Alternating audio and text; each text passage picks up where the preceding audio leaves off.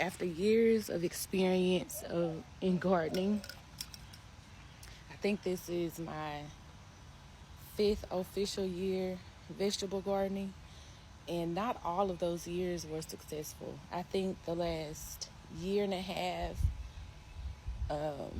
I tried gardening, but school and work got the best of me. So, yeah, I'm getting back on top of it the right way and staying on top of it. So this year I decided to do like a little blueprint.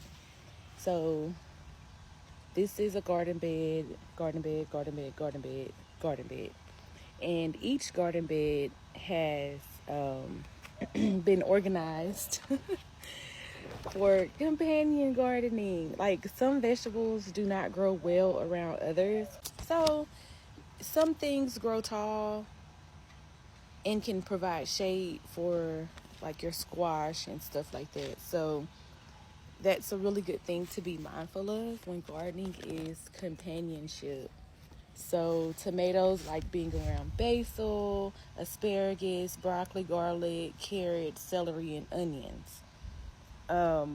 Whereas corn only likes pumpkin, cucumber, beans, and melon, which I don't even grow corn, but I might eventually, so that's very helpful. Lettuce likes to grow around broccoli, onions, beets, chives, mint, dill, and beans. The only thing that I'm really, really mindful of when it comes to companion gardening are my cucumbers and my peppers. Like, if you start growing certain things that have like a really potent taste or flavor, I'm just afraid that it's gonna alter and create a different, you know, variation of that specific species. So, yeah, it's just good to be mindful of stuff like that. So today, I think I'm gonna focus on my greens, my beets, my collards, kale, and cabbage, because they've grown really well in the seed trays, and it's time for them to be put out.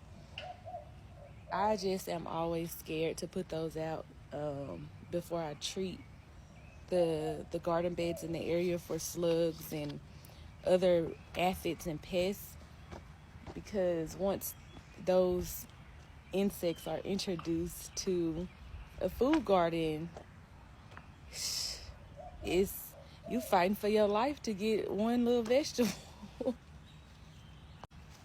It's only funny because, like, I've grown strawberries, and I never got a chance to get a whole strawberry. I say the caterpillars, lizards, and birds all like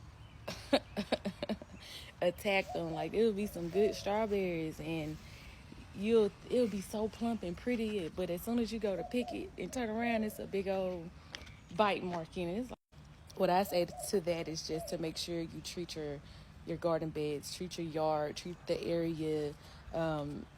Put some eggshells, coffee grinds, cinnamon.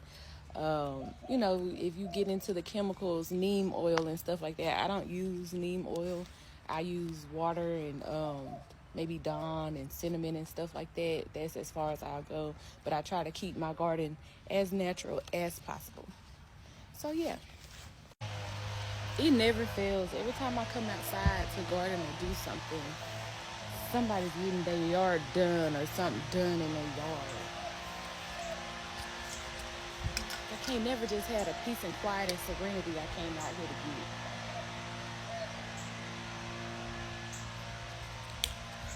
Oh,